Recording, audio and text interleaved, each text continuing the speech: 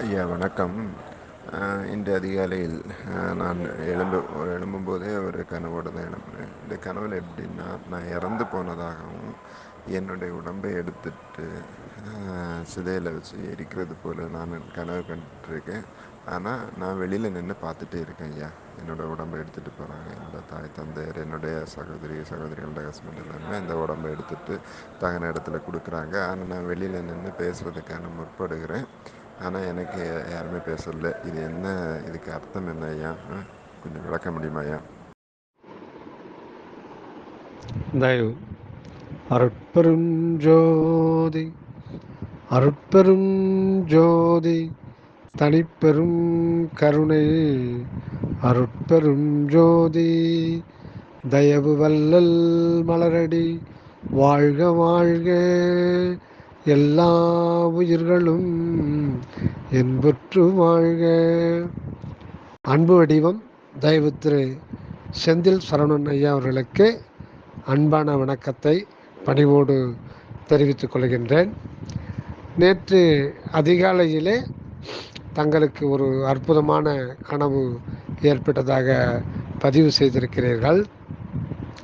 அதாவது நீங்கள் இறந்துட்டீங்க, உங்களை சுடுகாட்டு கொண்டு போய் செய்ய வேண்டிய சடங்குகள்லாம் செஞ்சு எரிக்கிறாங்க.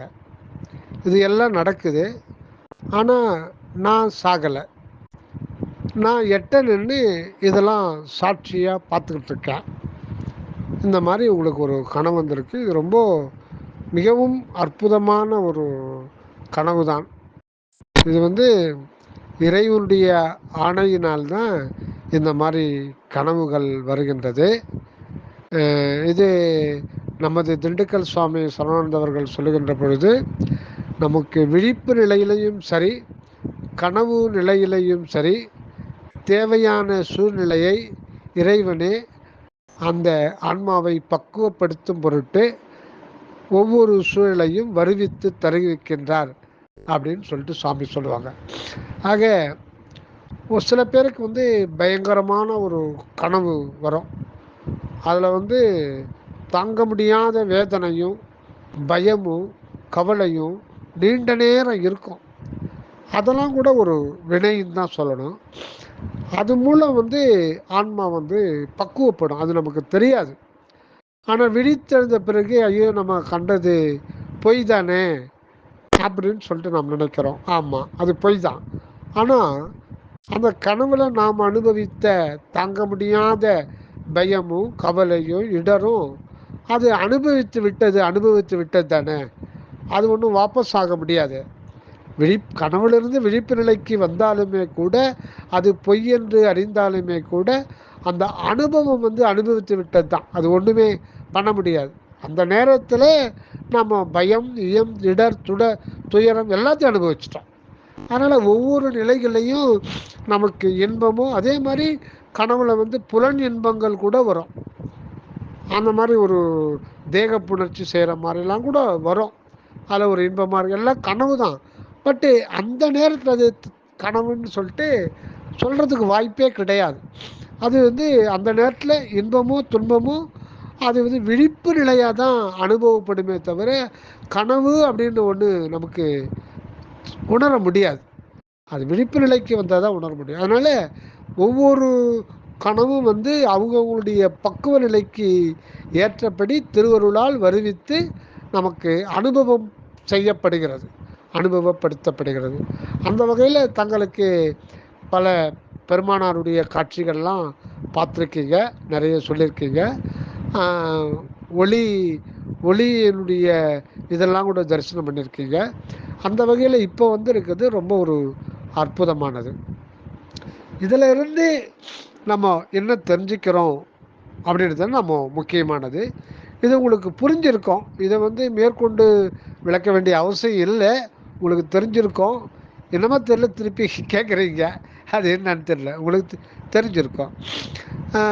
இதே மாதிரி ரமண மகரிஷி அவங்களுக்கு இந்த மாதிரி ஒரு ஆனால் விழிப்பு நிலையில் ஏற்பட்டது. அதுதான் மிக ரொம்ப முக்கியமானது. ரமண பகவான் அவங்க ஊரில் இருந்து ட்ரெயின் ஏறி புறப்பட்டு வந்து அருணாசலேஸ்வரரை பார்த்து, அப்பா உன்னுடைய சன்னதிக்கு வந்துட்டேன், நீ தான் எனக்கு எல்லாம் அப்படின்னு சாஷ்டாங்கமாக விழுந்து அந்த பல இடத்துங்களில் ஒரு அந்த வாலிப பருவத்திலே தவத்தில் இருக்கார். இயல்பாகவே அவருக்கு அந்த தவத்தில் நாட்டம். அப்படியே இந்த சமாதியில் உட்காந்துருவார். விருபாஷ குகை அது மாதிரி பல இடங்களில் அவர் மாறினார். காரணம் வந்து பார்த்திங்கன்னா, இந்த சின்ன பிள்ளைங்கள்லாம் அவர் உட்கார இடத்த பார்த்து தொந்தரவு கொடுப்பாங்களாம். சில பேர் கல் கூட எடுத்து அவர் மேலே போட்டு வீசியிருக்காங்க. ஏன்னா அவர் அப்போவே கோவணம் தரிச்சுக்கிட்டு தான் இருந்தார். அதை பார்த்து அவங்களுக்கு வந்து அவரை பார்த்தா ஒரு பைத்தியக்கார மாதிரி தெரிஞ்சுது. அதனால் கல் விட்டுலாம் எறிவாங்களாம். அவர் சிவனேன்னு ஒரு இடத்துல தவத்தில் இருப்பார், பிள்ளைகள்லாம் இருப்பாங்க. அதனால் வந்து ரொம்ப பாதுகாப்பாக ஜன நடமாட்டம் இல்லாத ஒரு இடங்கள், இந்த மலைப்பாங்கான இடங்கள்லையே அவர் வந்து மறைவாக இருந்து தவம் இருந்தப்போ ஒரு நாள் வந்து அவர் பார்த்துக்கிட்டு இருக்கார். விழிச்சுட்டு இருக்கும்போது இவருடைய உடம்பு இறந்து போகுது. இது விழிப்பு நிலையில் உட்காந்துக்கிறாரு.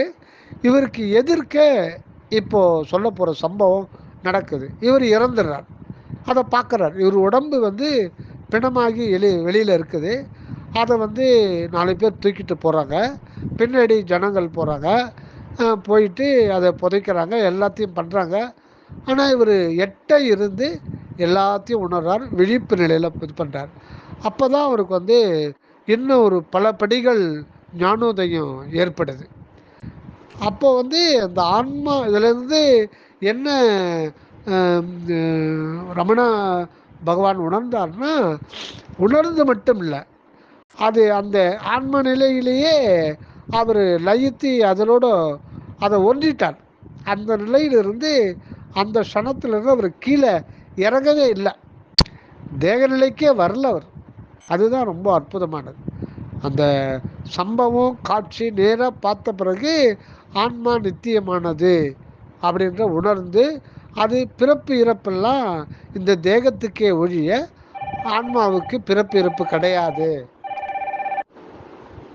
ஆக அந்த ஆன்மாவானது பிறப்பு இறப்பு அற்றது, அனாதியானது, நித்தியமானது, ஆனந்த சுரூபமானதுன்றத அனுபவபூர்வமாக உணர்ந்தார்.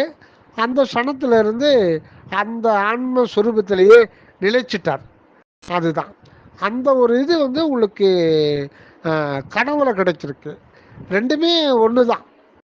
அதனால் அந்த ஆன்ம நிலை என்பது பிறப்பு இறப்பு அற்றது என்பதை இறைவன் உணர்த்துவதற்காகத்தான் இந்த மாதிரி ஒரு கனவுலாம் வருது. இது ஒரு அற்புதமான ஒரு கனவு. இதெல்லாம் வந்து எல்லோருக்கும் கிடைக்கிறதில்ல. இதெல்லாம் ஒரு ரேராக நடக்கிற சம்பவம். ஆனால் இது வந்து ரமண பகவான் வந்து அனுபவபூர்வமாக உணர்ந்தார். அதுதான் முக்கியம். நம்ம அனுபவத்தில் தரணும். நம்ம பிறப்பு இறப்பு நமக்கு இல்லை என்பது இந்த காட்சியில் இருந்து அனுபவ நிலைக்கு அது வரணும் இல்லைங்களா? அதுதான் முக்கியம். அது வந்து அந்த உள்ளொளி தியானத்தின் ஆழ்ந்து சொல்லும்போது அதை யார் வேணுமென்னாலும் அதை ஆரம்பத்திலேயே அதை உணர முடியும், உணரணும். அதுதான் ரொம்ப முக்கியம். அப்போ தான் வந்து அதுக்கு நம்ம அந்த அனுபவ ரீதியாக அதை பெற்றுக்கொள்ள முடியும். இது வந்து அருணகிரிநாத பெருமான் ஒரு பாடலில் சொல்கிறாருங்க.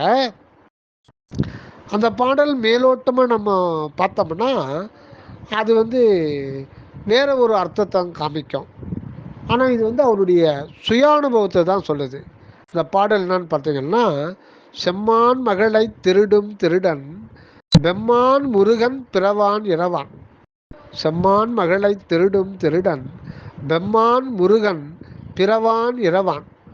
சும்மா இரு சொல் அற என்றலுமே அம்மா பொருள் ஒன்றும் அறிந்திலன. அருணகிரிநாத பெருமான் வந்து பல வகையான நோயினால், குஷ்டம் முதலான நோய்கள்னால பீடிக்கப்பட்டு அந்த ஒரு இறந்து போனோன்றது தான் அந்த வல்லாளன் கோபுரத்தில் மேலேருந்து திருவண்ணாமலை கீழே விழும்போது இறைவன் குரு வடிவில் ஒரு மனித வடிவில் வந்து குருவாக வந்து ஆட்கொண்டு அந்த ஸ்பரிசம், நயன தீட்சை, வாக்கு தீட்சை எல்லாமே கொடுக்கும்போது அவருடைய உடம்பு வச்சிர தேகமாயிடுச்சு அப்படின்னு சொல்லுவார். திருமுருக கிருபானந்த வாரியார் சுவாமிகள் அவருடைய பிடி எல்லாம் போயிட்டு அந்த சும்மா இரு சொல்லற அப்படின்னு அந்த மகா வாக்கியத்தை கேட்ட மாத்திரத்திலே அவருக்கு வந்து உடலுக்கிற பிடிகள் எல்லாம் அனைத்தும் போய் சுத்த உடம்பாக்கி அப்படியே 16 வருடங்கள் நிர்விகல்ப சமாதியிலே இருக்காராம். 16 வருடங்கள் ஞான நிறைவை குறிக்குது. அதுக்கப்புறமே இறைவனே திரும்ப வந்து முருகப்பெருமான் வந்து அவர் அந்த நிலையில் எழுப்பி நமது புகழை பாடுக அப்படின்னு சொல்லிட்டு முத்தை தருபத்து அப்புறம் கைத்தலை நிகரே அந்த பாடல்லாம் எடுத்து கொடுக்குறாரு. இந்த பாடல் கந்தர் அனுபூதி கடைசியில் அவர் பாடினது தான் கந்தர் அனுபூதி 51 பாடல். அதில் இந்த பாடல் ரொம்ப ரொம்ப முக்கியம். இந்த பாடலில் தான் வந்து இறைவன் தனக்கு உபதேசித்த அந்த மகா வாக்கியத்தை வெளிப்படையாக சொல்கிறார். சும்மா இரு சொல்லற இதை வந்து இறைவனு வந்து அருணகிரிநாதருக்கு உபதேசித்த ஒரு மந்திரம். இந்த மந்திரம் வந்து சாதாரணமானதல்ல.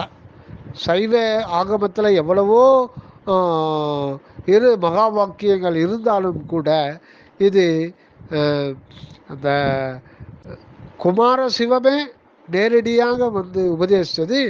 இது எல்லா மனிதர்களுக்கும் பொருந்துகின்ற எக்காலத்தும் பொருகின்ற ஒரு மகா உபதேசம் தான் சும்மா இரு சொல்லறன்.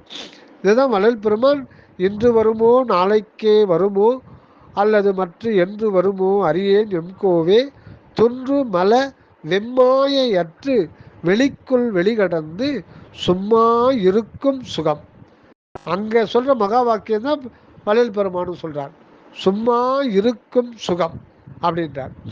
அந்த சும்மா இரு அப்படின்றது தான் இறைவன் வந்து ஒவ்வொரு மனித ஆன்மாக்களுக்கும் செய்கின்ற அருள் ஆணை. சும்மா இரு அப்படின்றது. இப்போது செம்மான் மகளை திருடும் திருடன் வெம்மான் முருகன் பிறவான் இரவான். இப்போ இறைவன் வந்து இது அருணகிரிநாதர் பெருமான் நமக்கு அந்த பேர் உண்மையை சொல்கிறார். அதாவது பெம்மான் முருகன் பிறவான் இரவான். இந்த வார்த்தையை நோக்குங்க. நோக்கி பார்த்தோம்னா இறைவனுக்கு பிறப்பும் இறப்பும் இல்லை அப்படின்னு ஒரு செய்தியை சொல்கிறார். இறைவனுக்கு பிறப்பு இறப்பு இல்லை என்பதை இப்படி கேள்வி கேட்டு பார்க்கணும். அப்போ தான் அதில் ஆழத்தில் இருக்கிற உண்மை நமக்கு வெளில வரும். அப்படியே மேலோட்டமாக ஆமாம் சரின்னோம்னா அந்த உண்மையை வந்து நம்மளை புரிஞ்சு கொள்ள முடியாது. அருணகிரிநாதர் சொல்கிறாரு, பெம்மான் முருகன் பிறவான் இரவான். எப்பொருள் யார் யார்வாய் கேட்பினும் அப்பொருள் மெய்ப்பொருள் காண்பது அறிவு. ஆக அதை பற்றி விசாரணை செய்யும்போது இப்போது இறைவனுக்கு பிறப்பு இறப்பு இல்லை. கடவுள் வந்து பிறப்பாரா? கடவுள் வந்து பிறந்து சாவாரா? கடவுளுக்கு பிறப்பு இறப்பில்லைன்றது ஆடு மேய்க்கிற சிறுவனுக்கு கூட தெரியும். அது ஒரு மேட்ரே இல்லை. அது ஒரு செய்தின்னு உண்மையில் அது சொல்ல முடியாது. இப்போது ஒரு ஆடு மேய்க்கிற பையன்கிட்ட எப்போ அங்கே கடவுள் பிறந்திருக்காருப்பா போய் பார்ப்பேன்னா, யோ போயா வேறு வேலையில் அவனுக்கு கடவுள் போய் பிறப்பாரா? அது பையனே சொல்லுவான், 12 வயசு பையனே சொல்லுவான். ஆனால் அருணகிரிநாதர் இதை ஒரு விஷயமா சொல்கிறாரு. இதுக்கு என்ன அர்த்தம் அப்படின்னா, அந்த ஆன்மா அந்த ஆன்ம கடவுள் நிலை,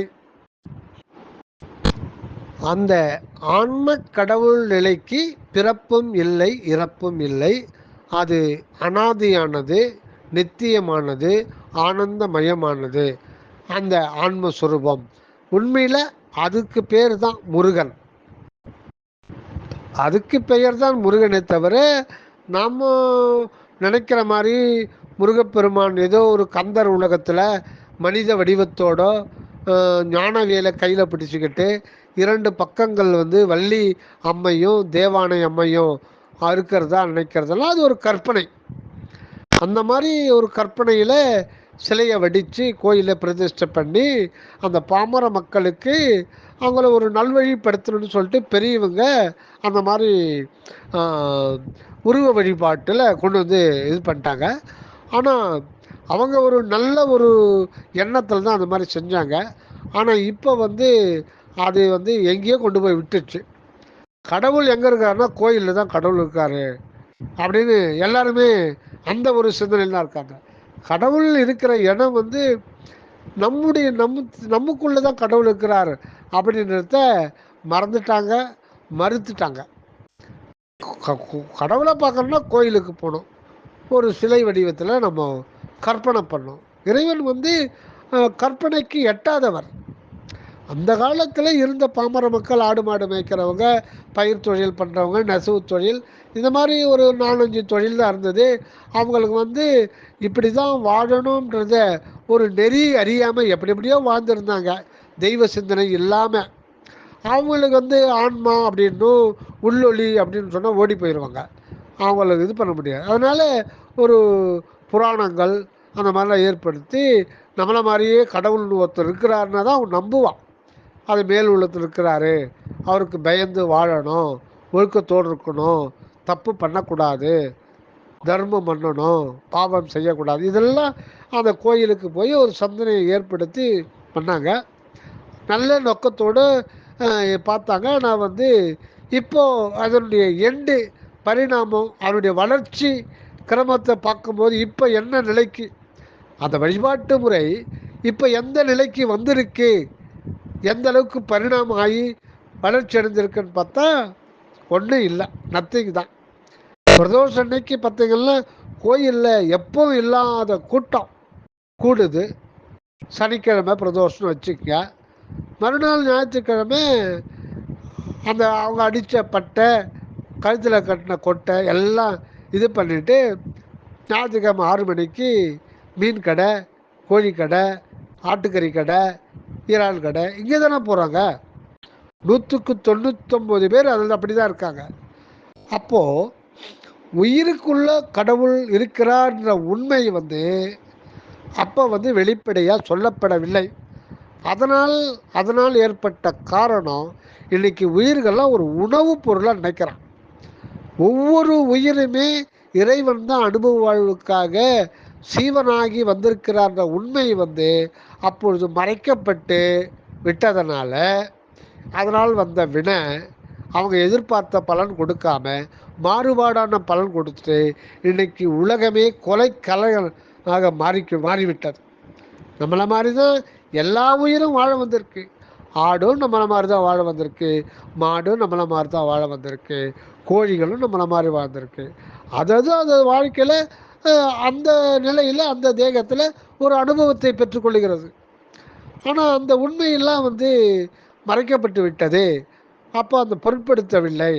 இப்போ வந்து பார்த்தா அது உணவை தான் பார்க்குறனே தவிர அதுக்குள்ளே இருக்கிற உயிர் இருக்குது, அந்த உயிருக்கு ஒரு உணர்வு இருக்குது, அந்த உணர்வுக்கு இன்பம் என்ற அனுபவம், துன்பம் என்ற அனுபவம் இருக்குதுன்றத இவன் மதிக்கிறதில்ல, பொருட்படுத்தலை. அது ஆடு மாடு அரிக்கும்போது துடிக்கிறது தெரியுது, அதுக்குள்ளே உயிர் துன்பப்படுதுன்னு தெரியுது. ஆனால் அதை வந்து இவனுடைய கருத்தில் வந்து பொருட்படுத்துறதில்ல. அதனால் இந்த இன்றைய உலகம் எந்த நிலையில் இருக்குது, அழிந்து போகிற நிலையில் தான் இருக்குது. எல்லா துறையிலையும் வந்து மோசடிகள், உணவுகள்லாம் பாய்சன் ஆகிடுச்சு. அந்த எல்லா கல்வித்துறையாகட்டும், அரசியலாகட்டும், மருத்துவத்துறையாகட்டும், எல்லாம் ஒருத்தர் அடித்து சாப்பிட்ற அளவுக்கு தான் வந்துட்டாங்க. எங்கே போனாலும் கொள்ளை அடிக்கிறாங்க, எந்த ஹாஸ்பிட்டலுக்கு போனாலும். எதுக்கு சொல்கிறேன்னா, இது எல்லாமே காரணம் என்னன்னு பார்த்தீங்கன்னா, கோயிலுக்குள்ளே தான் கடவுள் இருக்கிறாருன்னு சொல்லிட்டு அந்த காலத்தில் ஞானிகள்லாம் அவங்க ஒரு காரணத்துக்காக பாடிக்கிட்டாங்க. அது ஒரு காரணம் உண்டு. ஆனால் அவங்க நினச்சபடி நடக்கிறது தான் பெரிய ஒரு துரதிர்ஷ்டவசமானது. அதில் இப்போ கடவுளை பார்க்கணும், கடவுள்கிட்ட வரம் கேட்கணும்னா கோயிலுக்கு தான் ஓடுறான். நமக்குள்ளே தானே இருக்கிறாரு இறைவன். வந்து 100% நமக்குள்ளே தான் பார்க்க முடியும். மற்ற இடங்களில் 0.001% கூட பார்க்க முடியாது. அதனால தான் வள்ளல் பெருமான் சிலா விக்கிரகங்களில் வந்து கடவுளுடைய அருள் வெளிப்படுவது அருமை அப்படின்ட்டார். கஷ்டம், ரொம்ப கஷ்டம் அது அப்படின்ட்டார். அதனால தான் தனியாக போயிட்டு சத்திய ஞான சபையில் ஒளி வடிவில் கடவுளை வழிபடுன்னு சொல்லிட்டு ஒரு அடையாள சின்னமாக வடலூரில் நிறுவினாங்க. வள்ளல் பெருமான் பார்த்தது சத்திய ஞான சபை என்னுள் கண்டனன், தனக்குள்ளே பார்க்குறார். அது வந்து ஒரு சித்தாகாசம், ஞான வெளி. அதுதான் ஜீவனாக இந்த உலகத்தில் வந்து அருள் அனுபவ வாழ்வுக்காக இந்த உலகத்தில் வாழுது. நம்முடைய உயிர் என்றது ஒன்று தான்.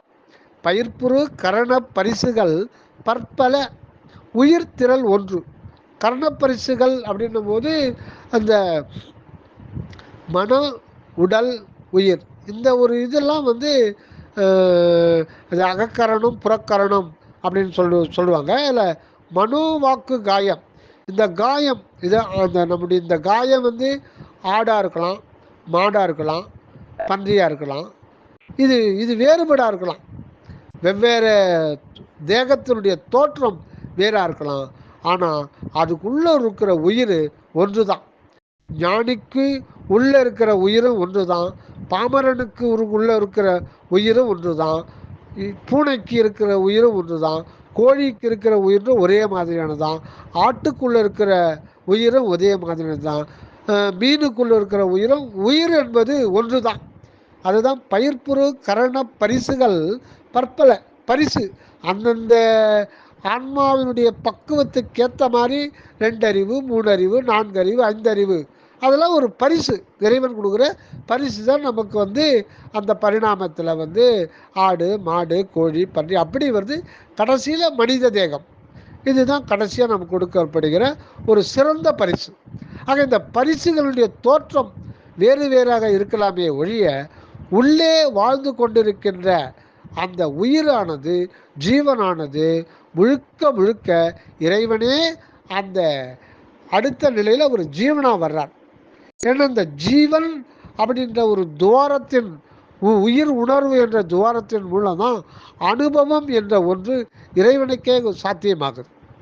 அதனால் எதுக்கு இது நம்ம இது பண்ணுறோம்னா, அந்த இரக்கம் அதுதான் ரொம்ப முக்கியம். எல்லா உயிர்களிலும் கடவுள் பரிபூரணமாக இருக்கிறான்ற உண்மையை வந்து அந்த காலத்தில் வெளிப்படையாக சொல்லலை.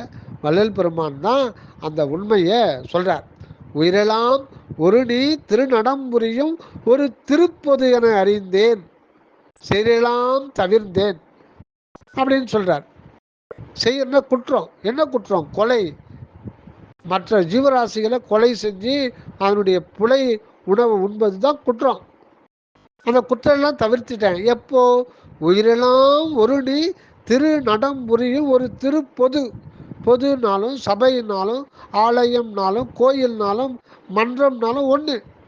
ஆக உண்மையான ஆலயமும் உண்மையான கோயிலும் உண்மையான சபையும் உயிர்கள் தான் அப்படின்னு அந்த காலத்தில் சொல்லலையே. தேவாரம் முதலான பாடல்கள் கூட அது வெளிப்படையாக சொல்லலையே. ஒவ்வொரு ஊர்லேயும் வந்து அந்தந்த கோயிலில் ஆண்டவருக்கான தானே பாடியிருக்காங்க. இந்த மாதிரி சொல்லியிருந்தால், ஆரம்பத்திலே சொல்லியிருந்தா இன்றைக்கி உலகம் வந்து அமைதி பூங்காவாக இருந்திருக்குமே. அப்படி சொல்லலையே. அதனால தான் வெறுத்து போய் சாதி சமயம் எல்லாம் பொய், வேதாகமங்கள் எல்லாம் சூதாக சொன்னது, உண்மையை வெளிப்படையாக சொல்லலை, மண்ணை போட்டு மறைச்சிட்டாங்க அப்படின்லாம் வந்து பெருமான் ரொம்ப ஆதங்கப்பட்டு கவலை அடைகிறார் இந்த சமுதாயத்தை பார்த்து. எங்கு பார்த்தாலும் உயிர் கொலை. அந்த கோயிலை இடிக்கிறாங்க, அந்த கோயில் நாசம் பண்ணுறாங்க, துடிக்க துடிக்க பதைக்க பதைக்க கோயிலை சிதைக்கிறாங்க. மற்ற கோயிலை வேணால் அதுக்கு உணர்ச்சி கிடையாது, ஆனால் இது உண்மையான நடமாடும் கோயில். ஆக சரி, நாம் விஷயத்துக்கு வருவோம். அப்போ வந்து இந்த ஆன்மா அதுதான் அந்த ஜீவனாகவும் இருக்குது, கீழ்நிலையில் அகப்புற நிலையில் மேல்நிலையில் ஆன்மாவும் இருக்குது. 2 பக்கங்களை கொண்டது அதுதான் ஆன்ம கடவுள் நிலை. அதுக்கு வந்து பிறப்பும் இல்லை இறப்பும் இல்லை அப்படின்னு நம்ம அனுபவ ரீதியாக இப்போவே உணரணும். அந்த உள்ளொளி தியானத்தின் மூலம் அதை உணரணும். அதுதான் அருணகிரிநாதர் வந்து அந்த காலத்திலேயே எழுதி வச்சு போகிறாங்க கந்தர் அலங்காரத்தில். ஓங்காரத்து உள்ளொளிக்கு உள்ளே முருகன் உருவம் கண்டு தூங்கார் என் செய்வார் யமதூதருக்கே. ஓங்காரத்து உள்ளொளிக்குள்ளே முருகன் உருவம் கண்டு தூங்கார் என் செய்வார் யமதூதருக்கே. அந்த இறப்பை தவிர்த்து கொள்ள விரும்பினால் ஒருவன் தனக்குள்ளே உள்ளொளியை கண்டுகொண்டு அதனை சார்ந்து கொள்ள வேண்டும் என்பதுதான் அங்கே சொல்லுகின்ற கருத்து. ஆக அந்த உள்ளொளி அதுதான் ஆன்ம கடவுள் நிலை. அதுதான் நம்முடைய உண்மையான மனிதனுடைய மூல நிலையாக இருக்கிறது. மனிதனுடைய உண்மையான சொரூபம் ஓங்கார வடிவம் உள்ளொளியாக இருக்கிறது. அந்த உள்ளொளிக்கு தான் பிறப்பு இறப்பும் இல்லை. அதுதான் உண்மையான முருகன், அதுதான் உண்மையான மனிதன் கூட. ஆக உண்மை மனிதனுக்கு பிறப்பும் இல்லை இறப்பும் இல்லை. இப்போ இங்கே முருகனுக்கு பிறப்பும் இல்லை இறப்பும் இல்லை. உனக்கு உண்மை, உனது உண்மை என்பது அருள் ஜோதி தான் உனது உண்மை, உள்ளொளி தான் உனது உண்மை, அருள் ஒளி தான் மனிதனுடைய மூலநிலை, ஆதி மூலநிலை. மனிதனுடைய ஆதி மூலநிலையே அருள் ஜோதி தான். அது அறியாமத்தான் நாம் இருக்கோம். அதனால்தான் அருணகிரிநாத பெருமானுக்கு அந்த ஆண்டவர் சொல்றார், உனக்கு பிறப்பும் இல்லை இறப்பும் இல்லை என்றதானே தவிர அந்த முருகன் என்று சொல்ல, முருகு அப்படின்னாலே அழகு, அழகன், அந்த எழில், அந்த அகநிலையில் அந்த ஆண்டவருடைய அழகிற்கே அது அருள் தன்மையானது, இயற்கை உண்மை வடிவமானது, அது அனாதியானது, சத்தியமானது, நித்தியமானது, அகண்ட வெளிமுற்றம் நிறைந்திருப்பது. இதெல்லாம் சொல்லி உனக்கு பிறப்பும் இல்லை இறப்பும் இல்லை, நீ ஏன் புலம்பிக்கிட்டு இருக்க, இங்கே பாரு அப்படின்னு சொல்லிட்டு அந்த நிலைக்கு ஏற்றி அருணகிரிநாத பெருமானை ஏற்றி அங்கே கொண்டு போய் பார்க்கும்போது, ஆமாம் எனக்கு பிறப்பும் இல்லை இறப்பும் இல்லை, உண்மையில் இந்த ஆன்ம நிலையில் பிறப்பும் இல்லை இறப்பும் இல்லை அப்படி அதை உணர்றதுக்காக ஒரு இதுதான் பயிற்சி. அதுதான் சும்மா இரு சொல்லற அப்படின்றார். இந்த சும்மா இரு சொல்லறன்றதுக்கு நிறைய அர்த்தங்கள் உண்டு, ஒரு 3 கோணத்தில் இருக்குது. இந்த ஒரு அர்த்தத்தை எப்படி நம்மளால் புரிஞ்சுக்கொள்ள முடியுதுன்னா, தயாநிதி சுவாமி சரவணந்தா அவர்களுடைய திருவருட்பா தயவு விளக்க உரை நூல்களிலிருந்து தெளிவாக, மிக தெளிவாக நம்மால் புரிந்து கொள்ள முடிகிறது. இது ஒரு புரிதல் மட்டும்தான். இன்னொன்று நம்ம அனுபவத்துக்கு அதை கொண்டு வர வேண்டியது தான் ரொம்ப முக்கியம். ஆக அந்த ஆன்ம கடவுள் நிலை தான் மனிதனுடைய மெய்யான நிலை. அதுதான் இப்போ மனிதன்றது அந்த மெய்ப்பொருள் வண்ணமானவன். அந்த மெய்ப்பொருள் தான் இங்கே வாழ்வு நிலைக்கு வந்திருக்கிறது. அங்கே அந்த நிலையில் நாம் போய் பார்க்கும்போது இந்த புறநிலை பிறப்பு இறப்புகள்லாம் அது பொய் மாயா நெடுங்கனவு போல் கழிந்து ஒழிந்து போகிறது அப்படின்வார் சுவாமி சரவணானந்தா. இதுவரையில் எனக்கு பிறப்பு இறப்பில் இருந்தது, இது எல்லாமே அது ஒரு அந்த இடத்துக்கு போகும்போது இதனுடைய இது எல்லாமே மாறிப்போகுது. அதாவது கண்ணால் காண்பதும் பொய், காதால் கேட்பதும் பொய், தீர விசாரிப்பதே மெய். இதுக்கு சுவாமி சரவணானந்தா அவர்கள் ஒரு அற்புதமான ஒரு விளக்கத்தை கொடுக்குறார். நம்ம கண்ணால் காண்பது, காதால் கேட்பது, இது எதுவுமே இந்த உலகத்தில் நடக்கிற நிகழ்ச்சி எதுவுமே அப்படியே ஏற்றுக்கொள்ள முடியாது, உண்மை கிடையாது. தீர விசாரிப்பதுன்னா வி என்கின்ற அருளொளியை சார்ந்து கொள்ளுகின்ற பொழுது இதுவரையில் விளங்காத உண்மைகள்லாம் அது விளங்கும். அதுதான் உண்மை என்கின்ற கடவுளுடைய நிலை. தீர விசாரிப்பதே உண்மை. உண்மைனாலே கடவுள் தான். உள்மெய், உள்ளீடாக இருக்கின்ற மெய், அங்கே இருக்கிற உண்மை என்றது என்னென்னா அதுதான் சத்து பொருள், அதுதான் மெய்ப்பொருள், அதுதான் அதுவாக இருக்கிறது. நம்ம அனுபவத்துக்கு நாம இங்கே விளங்கி கொண்டிருக்கின்றது. அதுதான் கடவுள் ஆன்ம நிலை, ஆன்ம கடவுள் நிலை. அந்த ஆன்ம கடவுள் நிலையை பற்றி சொல்கிறது தான் முருகப்பெருமானுடைய தத்துவம். அந்த வள்ளி அப்படின்றது நம்மளுடைய ஞான தேகத்தை குறிக்கிறது. இடது பக்கம் இருக்கிற தேவானை அம்மை இந்த சுத்த தேகத்தை குறிக்கிறது. நடுவில் இருக்கிற அந்த பிரணவ ஓங்கார பிரணவ வடிவம் முருகப்பெருமானை குறிக்கிறது. ஆக ஓங்கார பிரணவ வடிவத்தில் இருந்து கொண்டு அருணகிரிநாதர் பார்க்கும்போது அதுக்கு மேல்நிலையில் ஞானதேகமும், அடுத்து இந்த பக்கம் 2 பக்கங்களை கொண்டு விளங்குறது. சுத்த தேகம் இருக்கிறது. இப்போ அது நமக்கு என்ன நிலையில் இருக்குன்னா, அந்த சுத்த தேகம் வந்து நமக்கு ஸ்தூல அனித்திய உடம்பாக இருக்குது, அசுத்த உடம்பாக இருக்குது. ஓங்கார பிரணவமாகிய பிரணவ தேகம் அற்பிரகாச வடிவம்னுக்கு நமக்கு சாதாரண ஒரு சுக்கும தேகமாக இருக்குது. அந்த ஞானாகாச வடிவம், அந்த ஞான வடிவம் வந்து நமக்கு வந்து காரண சரீரமாக இருக்குது. இந்த ஒரு நிலையை முருகப்பெருமானுடைய இதுதான் அற்புதமாக நமக்கு விளக்கி கொடுக்குது. ஆக நாம் வந்து உண்மையில் பிறப்பு இறப்பு அற்றவர்கள் என்ற உண்மையை விளக்க வந்தது தான் இந்த கடவுள் நிலையானது. அது இல்லாமல் இந்த இன்னொரு இதை பார்க்கும் பொழுது, நம்ம புறநிலையில் பிறப்பு இறப்பு அப்படின்னு சொல்கிறோம்.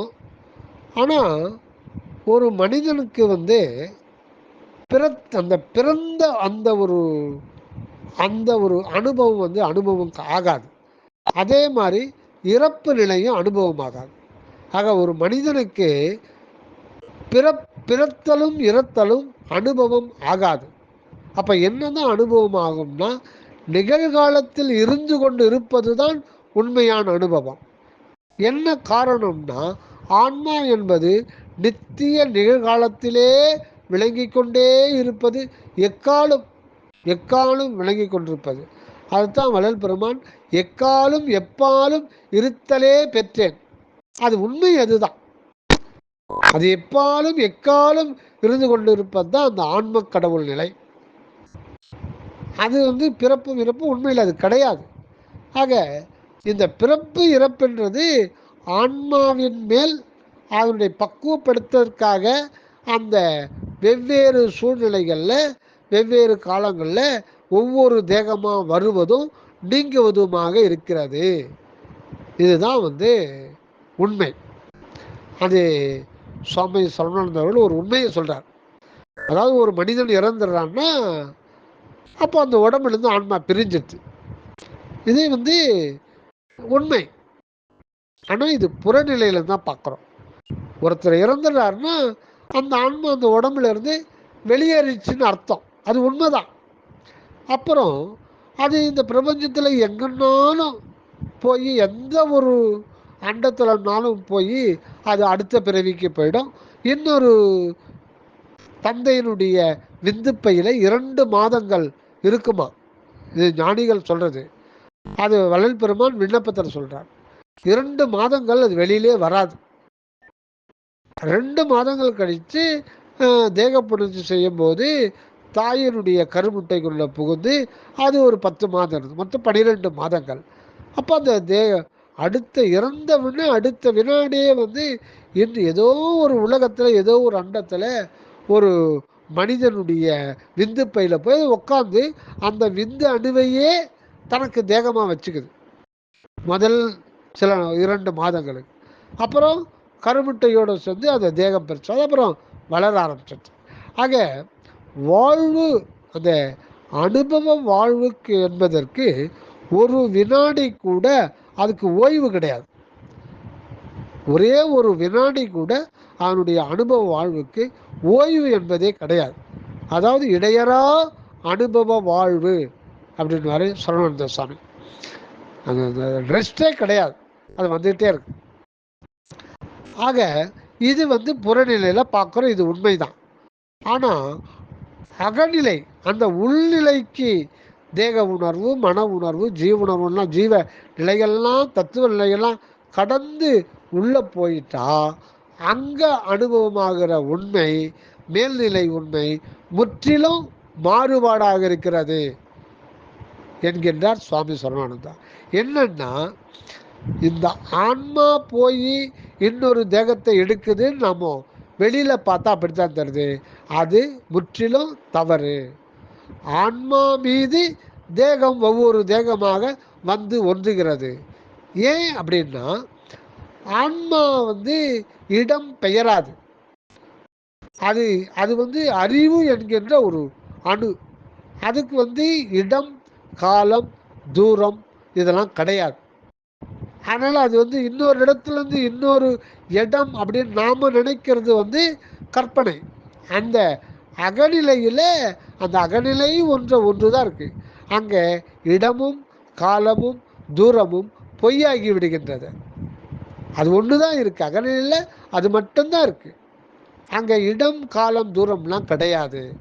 இது வந்து அகநிலையில் தான் இது உணரப்படும். புறநிலையிலிருந்து இருக்கின்ற போது அந்த உண்மை அணுவளவு கூட அது வந்து நாம் ஏற்றுக்கொள்ள முடியாத மாதிரி தான் இருக்கும்.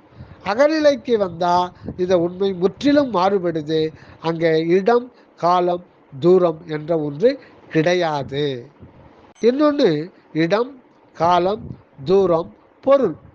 பொருள்னா அது மெய்ப்பொருள்னு சொல்லணும். இப்போ இடம் நமக்கு ஸ்பேஸ், அதுதான் உண்மையில் இடம்னாவே அது ஸ்பேஸ். அதுக்கு தூரம் எங்கே இருக்கான்னா அது வந்து எல்லையே கிடையாது. இடம் அப்படின்னாலும் வெற்றிடம்னாலும் வெளியினாலும் ஸ்பேஸ்னாலும் வானம்னாலும் ஆகாயம்னாலும் ஒன்று தான். இதுக்கு எல்லை இருக்குன்னா எல்லையே கிடையாது. ஆக தூரம், அந்த தூரம்லாம் நம்ம வெளியிலேருந்து பார்க்கும்போது எத்தனை கோடி கோடி கோடி மைல் போனாலும் அது போய்கிட்டே இருக்கும். இது புற கண்களாலையும் நம்ம மனதாலையும் அறியப்படுகின்ற ஒரு உண்மை தான் இதுவும். இது புறநிலையிலே தெரிந்து கொள்ளுகின்ற இது ஒரு இடம், இந்த இடம் அந்த இடம் நம்ம சொல்கிறோம். தூரம் வெகு தொலைவு, அந்த தூரத்துக்கு முடிவு கிடையாதுன்னு சொல்கிறோம். காலம் இறந்த காலம், நிகழ்காலம், எதிர்காலம். இப்போ சூரியன் எப்போ இந்த பிரபஞ்சம் தோன்றியதுன்னா 1400 கோடி ஆண்டுகள்ன்றோம். இதெல்லாம் தேவைப்படுது. இதெல்லாம் தேவைப்படுது. இடம் காலம் தூரம் இது புறநிலையிலிருந்து பார்க்கும்போது இந்த நிலையில் அது உண்மையாக தான் தோணும். அது அப்படி தான் இருக்குது இயற்கை. அப்புறம் பொருள். இப்போ அகநிலைக்கு போயிட்டா இடம் காலம் தூரம் பொருள் இது 4மே ஒன்று தான். ஏன்னா இடம்னு ஒன்று தனியாக மெய்ப்பொருளுக்கு அந்நியமாக எதனா இருக்கானா இல்லை.